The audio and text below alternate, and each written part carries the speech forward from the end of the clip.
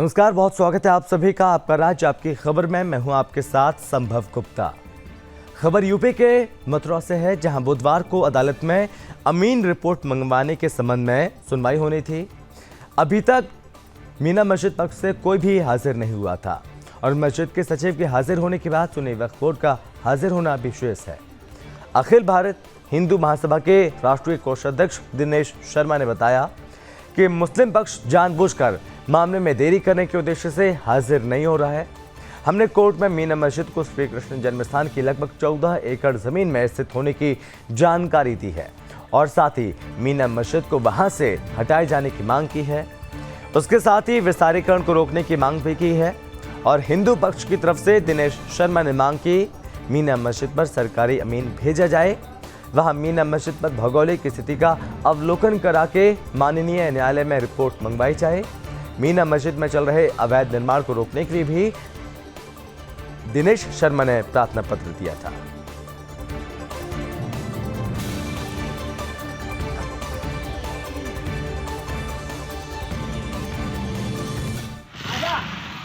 आज माननीय civil court senior division में हिंदू महासभा की तरफ से मीना मस्जिद को हटाने के लिए जो दावा किया गया था उसमें सुनवाई होनी थी।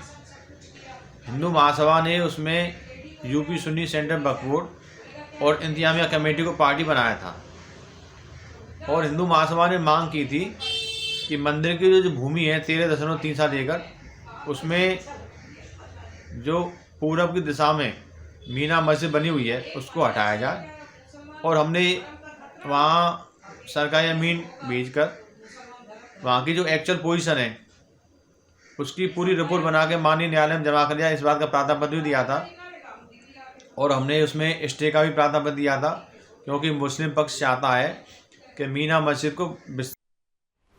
खबर यूपी के जनपद चंदौली से है, जहां पर कुछ मनबड़ बदमाशों ने भरे बाजार में जल शक्ति मिशन योजना का कार्य देख अधिकारियों की जमकर पिटाई कर दी।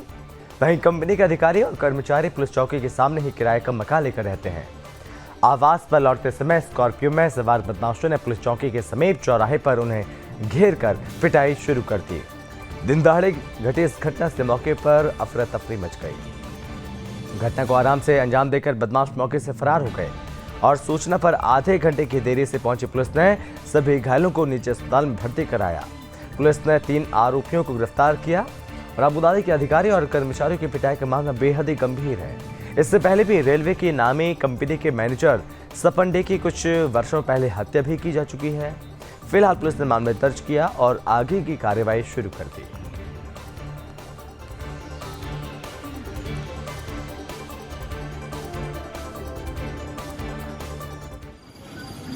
थाना मुगलसराय में 29 नवंबर को रात्रि करीबन 7 साढ़े 7 बजे के आसपास जल जीवन मिशन के साथ एक प्राइवेट कंपनी जो संबंधित सरकारी कार्य कर रही है, उनके कर्मचारियों के साथ कुछ लोगों द्वारा मारपीट कर दी गई थी। इसमें तत्काल जो कंपनी के द्वारा तहरीर दी गई थी उस पर मुकदमा पंजीकृत किया गया था। इसमें यह अवगत कराना है कि इसमें आज 3 लोगों को अरेस्ट कर लिया गया है जो मौके पर मौजूद थे, इनके द्वारा मारपीट की गई थी। सभी CCTV फुटेज और जो बाकी एविडेंसेज हैं उनको लिया जा रहा है और जल्दी इसमें जो सारी विधिक कार्रवाई है वो ख़त्म की जाएगी। मैं सभी को ये भी अवगत कराना चाहता हूँ कि कोई भी सरकारी कर्मचारी या कंपनी जो सरकारी कार्य में लगी हुई है संस्था, वो बिना किसी भय बिना किसी डर से हमारे जनपद में कार्य कर सकती है। किसी को भी कोई सुरक्षा संबंधित कोई भी इशू हो वो हमसे या एडिशनल SP या CO साहब से। खबर यूपी के बुलंदशहर से है, जहां पर डकैती की घटनाओं को अंजाम देने वाले 2 शातिर बदमाश मुठभेड़ के बाद पुलिस ने उन्हें गिरफ्तार कर लिया। पकड़े गए बदमाशों ने खुर्जा, डिबाई, सियाना आदि क्षेत्र में डकैती की घटनाओं को अंजाम दिया था। दरअसल खुर्जा और सियाना पुलिस की संयुक्त टीम की हुई कार्रवाई से दोनों शातिर बदमाश घायल हो गए और दोनों ही शातिर बदमाश डकैती की घटना में वांछित चल रहे थे। बदमाशों के पास से मधुमक्खी के 183 डिब्बे, 2 मोबाइल, 1 तमंचा और कारतूस बरामद हुए। फिलहाल पुलिस ने मामला दर्ज किया और आगे की कार्रवाई शुरू कर दी। प्रयास किया गया परंतु वे नहीं रुके और खुर्जा से होते हुए ये खुर्जा नगर में चेकिंग के दौरान थाना खुर्जा नगर की पुलिस लगी हुई थी, जिसमें उनको एक बाइक पे 2 संदिग्ध लड़के दिखाई दिए।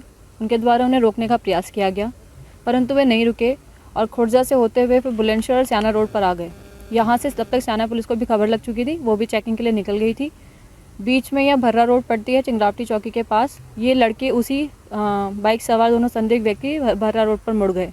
वहाँ पे इन्हें रोकने का प्रयास किया गया, परंतु इन्होंने पुलिस पार्टी पे फायर किया, जिसमें जवाबी फायर में पुलिस ने भी इन पे फायर किया और इनके पैर में गोली लगी है। जो दोनों अभियुक्त हैं, दोनों के पैर में गोली लगी है। इन्हें भी चिकित्सा परीक्षण के लिए भेज। खबर यूपी के हरदोई से है, जहां पर बाइक सवार बदमाशों ने जनसेवा केंद्र संचालक से दिन दहाड़े 3 लाख से ज्यादा की नकदी लूट ली और फरार हो गए। दरअसल मामला शाहबाद इलाके का है, जहां हाथीपुर गांव के रहने वाले राहुल त्रिवेदी रेलवे स्टेशन के पास ग्राहक सेवा केंद्र चलाते हैं। बुधवार सुबह राहुल अपने बैग में 3 लाख रुपए और लैपटॉप लेकर जनसेवा केंद्र आ रहे थे। रास्ते में नगरिया मोड़ के पास बाइक सवार 3 बदमाशों ने तमंचे की नोक पर उसे रोक लिया और लोहे की रॉड से सिर पर हमला कर दिया और उसे घायल कर दिया। बदमाश रुपयों से भरा बैग और नकदी लेकर फायरिंग करते हुए फरार हो गए थे। घायल अवस्था में राहुल त्रिवेदी को उपचार के लिए सामुदायिक स्वास्थ्य केंद्र लाया गया। लूट की वारदात की सूचना इलाके में सनसनी फैल गई और सूचना के बाद पुलिस अधीक्षक राजेश द्विवेदी ने घटना का मुआयना किया और घटना का खुलासा करने के निर्देश दिए। फिलहाल पुलिस ने मामला दर्ज किया, आगे की कार्रवाई जारी है। शाहबाद के हाथीपुर के रहने वाले हैं, जनसेवा केंद्र चलाते हैं और उसमें बैंकिंग का भी काम करते हैं। इनके द्वारा कल शाम को बैंक ऑफ बड़ौदा से पैसे निकाले गए थे। आज एक बैग में पैसे रख करके वो जा रहे थे अपने केंद्र की ओर। इनका कहना है कि पीछे से 3 लोग बाइक सवार आए और इनके सर पर कुछ डंडे ऐसा मारा है, इनसे सर में चोट आई और बैग इनका छीन करके भाग गए आंजी स्टेशन की ओर। अभी इनके हालत ठीक है और हम लोग बाकी पड़ताल कर रहे हैं। शीघ्र इसका रावण किया जाएगा। 3 लाख के आसपास का बता रहे हैं। भागते समय कह रहे हैं कि फायर किया उनके द्वारा, लेकिन जो चोट लगी है तो डंडे से। खबर यूपी के सोनभद्र से है, जहां नमामि गंगे परियोजना के सभी घरों में पानी पहुंचाने के साथ प्रत्येक ग्राम पंचायत से 13 लोगों को प्रशिक्षण देकर स्वावलंबी बनाने का प्रयास किया जा रहा है, ताकि गांवों में ही लोगों को स्वरोजगार मिल सके और परियोजना के लिए सहायक टेक्नीशियन प्रत्येक गांवों में उपलब्ध हो सके।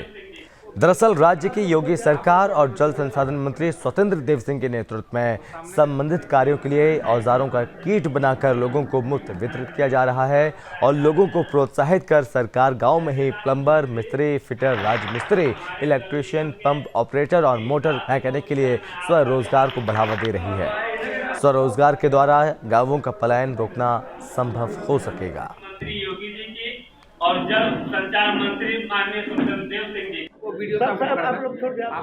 जल जीवन मिशन के अंतर्गत प्रत्येक ग्राम पंचायतों से प्रशिक्षित तकनीकी सहायकों या तकनीकी कर्मियों को किट वितरण किया जा रहा है। प्रत्येक ग्राम से 13 तकनीकी कर्मियों को किस प्रकार के प्रशिक्षित हैं, जैसे पंप ऑपरेटर हैं, 2 प्रत्येक ग्राम पंचायत में 2 पंप ऑपरेटरों को, 2 प्लम्बरों को, 2 मोटर मैकेनिक को, 2 फीटर को, 2 इलेक्ट्रीशियन को, 3 राजमिस्त्री को किया जा रहा है। नहीं, इनको एज ए मिस्त्री हैं, स्वरोजगार के तहत है ये जो है। इनको किट वितरण किया जा रहा है। जो भी जरूरत पड़ेगी गाँव में जल जीवन मिशन के अंदर टंकी बनाने हैं, मोटर नल ठीक करने हैं, मोटर ठीक करने हैं, पंप चलाने हैं, इसके लिए तो ट्रेंड हो जाए, अपने आप करेंगे वो।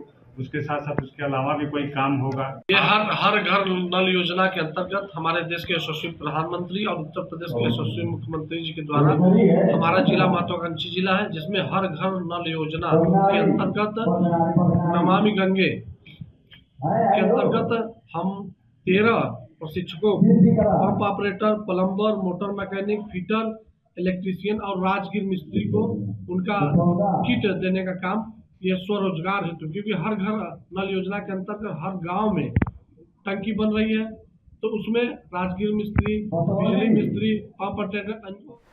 खबर मध्य प्रदेश के दमोह से है, जहां पर राजा साहब ग्रुप के महाप्रबंधक राज पाठक राजा भैया से हमारे रिपोर्टर हुई उनसे खास बातचीत, और जिसमें उन्होंने बताया कि क्यों उन्होंने मल्टीनेशनल कंपनी की नौकरी छोड़ी और नौकरी छोड़कर उन्होंने समाज के साथ ही कृषि में उत्कृष्ट कार्य किया। इसके साथ ही राज पाठक ने एक वेयरहाउस का निर्माण किया और जिसे मध्य प्रदेश वेयरहाउस एवं लॉजिस्टिक ऑपरेशन भोपाल को किराए पर दिया गया है। और इसके साथ ही साथ 9 साल से सुदर्शन न्यूज़ चैनल का रिपोर्टर बना एवं वेयर के पास ही खेती की ज़मीन है और आधुनिक खेती करता हूँ। वहीं इस कार्य के लिए शासन और प्रशासन द्वारा कई प्रशंसा पत्र भी दिए गए। आइए सुनते हैं उन्हीं की जुबानी। जैसे मैं भ्रष्टाचार द्वारा हाइडेलबर्ग सीमेंट जो कि मल्टीनेशनल कंपनी है उसमें 3 साल नौकरी की, पर कुछ अच्छा करने की ज़िद में मैंने वह नौकरी छोड़ दी और ख़ुद का बिजनेस करने का काम शुरू किया। अभी मेरे द्वारा राजा साहब ग्रुप के महाप्रबंधक होते हुए वेयरहाउस बनवाया गया है, जिसे मध्य प्रदेश वेयरहाउसिंग एवं लॉजिस्टिक कॉरपोरेशन भोपाल को किराए पर दिया गया है। और इसी के साथ ही मैं सुदर्शन टीवी न्यूज़ में लगभग 9 साल से रिपोर्टर पद पे हूँ। एवं वेयरहाउस के आसपास मेरी किसानी की ज़मीन है, उस पर मैं अभी आधुनिक खेती कर रहा हूँ और मुझे इस कार्य के लिए शासन एवं प्रशासन द्वारा कई प्रशस्ति पत्र एवं प्रशंसा पत्र भी दिए हुए हैं। अब मैं ऑर्गेनिक खेती बड़े स्तर पर करने का विचार कर रहा हूं और उसके लिए लगातार मैं नए प्रयोग कर रहा हूं। किसी भी राजनीतिक दल के बारे में मैं कुछ भी नहीं कह सकता, क्योंकि राजनीतिक दल जो भी घोषणाएं करते हैं उसकी वे 50% भी पूर्ण कर दें तो देश स्वर्ग जैसा बन सकता है। जो मुख्य समस्या है वो है भ्रष्टाचारी और बेरोजगारी, जो हर जगह चरम पर है। उस पर काम करने की बहुत ज़रूरत है। मैं अपने आप को 5 साल में एक सफल उद्योगपति और एक सफल राजनीतिक, जैसे मैं भ्रष्टाचारी जैसी गंदगी देश और प्रदेश से बाहर करने। खबर मध्य प्रदेश के ग्वालियर से है, जहां पर डबरा में गल्ला कारोबारी से 35 लाख रुपए कैश लूटने के बाद सड़क पर दनादन गोली चलाने वालों का खुलासा पुलिस ने कर दिया है। 5 बदमाशों को गिरफ्तार कर 7 लाख रुपए बरामद भी कर ले गए और शेष 3 आरोपियों की तलाश जारी है। बचा हुआ कैश उनके पास ही है और लूट को ग्वालियर के कुछ बदमाशों ने अंजाम दिया था, जिसकी योजना ग्वालियर सेंट्रल जेल में बनी थी। लगातार 7 दिन तक रेकी के बाद इतनी बड़ी लूट को अंजाम दिया गया था और लुटेरों ने वारदात के लिए अपाचे बाइक चोरी की थी। दरअसल बदमाशों की तलाश पुलिस 22 तारीख से कर रही थी, तभी पुलिस को सीसीटीवी फुटेज की मदद से कुछ सुराग हाथ लगे। इनमें ग्वालियर शहर का एक व्यापारी का मुनीम इन लुटेरों के साथ शामिल होने की पुष्टि हुई, जिसके बाद पुलिस ने उसे राउंड अप करते हुए मुनीम से पूछताछ की, जिसके बाद लुटेरों का सुराग पुलिस को लगा। फिलहाल एडीजी डी श्रीनिवास ने एसएसपी सहित पूरी टीम को बधाई दी है। 22 तारीख को डबरा बीच शहर में सेवकराम बजाज जी जो फरियादी है, इनके द्वारा जब बैंक से 35 लाख की रकम विड्रॉ करके जा रहे थे अपने दोस्त के साथ, दिन दहाड़े अज्ञात बदमाशों के द्वारा 3 आरोपी उनको मोटरसाइकिल को पीछे से गाड़ी अड़ा करके टकरा करके फायर करके दिन दहाड़े 35 लाख की रकम लूटी गई। ये सनसनीखेज वारदात सुनते ही पुलिस घटना को गंभीरता से लेते हुए एसपी द्वारा और एडिशनल एसपी, डीएसपी पूरे टीम मौके पर पहुंच करके तत्काल इसकी जांच पड़ताल की गई। जांच पड़ताल के दौरान पुलिस के द्वारा विस्तृत अपने मुखबिर नेटवर्क को एक्टिवेट किया। सारे सीसीटीवी न कि डबरा की छत्तीसगढ़ के बालोद जिले में ईसाई समुदाय को कब्रिस्तान के लिए जगह देने को लेकर लगभग 30 डिसमिल की मांग की गई थी, जिसको लेकर हिंदू संगठनों ने आपत्ति जताई और स्थानीय प्रशासन को सूचना दी, जिसके चलते मामले को गंभीरता से देखते हुए तहसीलदार द्वारा जमीन की मांग को फिलहाल खारिज कर दिया गया। बता दें कि विश्व हिंदू परिषद, बजरंग दल एवं स्थानीय लोगों ने आपत्ति दर्ज कराई थी, तो वही काफी विवाद एवं मामले की गंभीरता देखते हुए तहसीलदार द्वारा जमीन की मांग को फिलहाल खारिज कर दिया गया। तहसीलदार परमेश्वर मंडावी ने बताया, जिस क्षेत्र में कब्रिस्तान के लिए जगह की मांग की गई थी, उस क्षेत्र को लेकर आपत्ति हुई थी और उस आपत्ति को दोनों पक्षों को सुनने के बाद खारिज कर दिया। वहीं विश्व हिंदू परिषद सहित बजरंग दल के संयोजक उमेश सेन ने कहा कि बालोद के ईसाइयों की कम जनसंख्या के लिए इतनी बड़ी जमीन मांगी जा रही है और हम हिंदू समुदाय यहाँ लाखों की संख्या में है।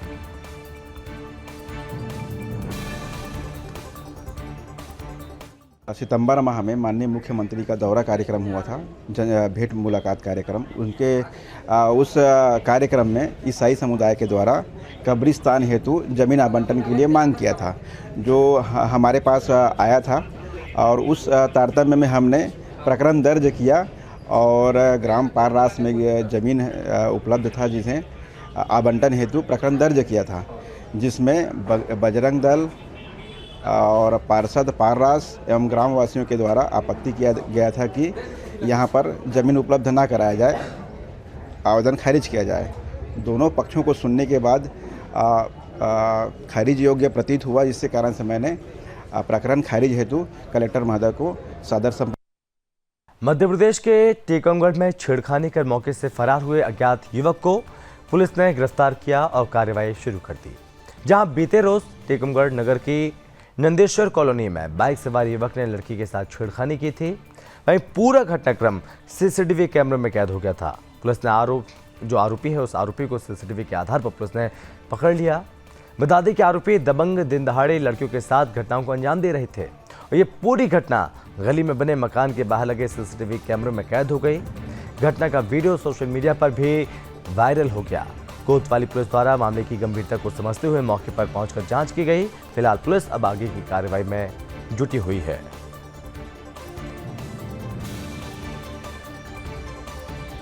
ये 27 नवंबर को नंदेश्वर कॉलोनी में छेड़छाड़ करते हुए वीडियो रिकॉर्डिंग हुआ था। इसमें तब से इस अज्ञात आरोपी की गंभीरता से तलाश की जा रही थी, जो आज पुलिस अभिरक्षा में है, जिसका नाम है सूरज पिता अजुद्दीन कुशवाहा, जो करीबन 18 साल का है, ग्राम अनगेड़ा का रहने वाला है और 10वीं तक पढ़ा लिखा है। लेकिन इससे पूछताछ करने पर ये जानकारी ज़रूर सामने आई है कि ये पूर्व में भी ऐसी घटना कर चुका है, लेकिन लोग जो है लोक लाज के कारण इसकी शिकायत नहीं कर पाए। मध्य प्रदेश के टीकमगढ़ जिले के पलेरा पुलिस ने चोरी का सफल अनावरण कर दिया है और अबुदादी के थाना अंतर्गत फरियादी कौशलेंद्र कुशवाहा द्वारा थाना पलेरा में रिपोर्ट की गई कि उसके कमरे में रखे बैग को, जिसमें सब्जी बेचने के 45,000 रुपये नकद रखे थे, जिससे कोई अज्ञात व्यक्ति दरवाजा तोड़कर चोरी कर लिया गया। इस मामले में पुलिस ने 2 आरोपियों को गिरफ्तार कर लिया और आगे की कार्रवाई शुरू कर दी।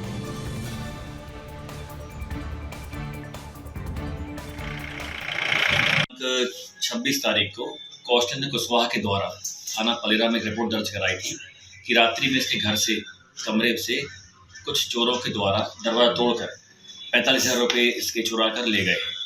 इस सूचना पर थाना में अपराध पंजीबद्ध किया गया था और पुलिस टीम के द्वारा लगातार प्रयास करके 2 संदिग्धों से पूछताछ की गई, जिन्होंने अपना जुर्म करना स्वीकार किया और उन चोरों के पास से चोरी गई संपत्ति, इसमें से 38,000 रुपये नकद जब्त किए गए हैं और बाकी पैसे चोरों द्वारा खर्च कर लिए गए।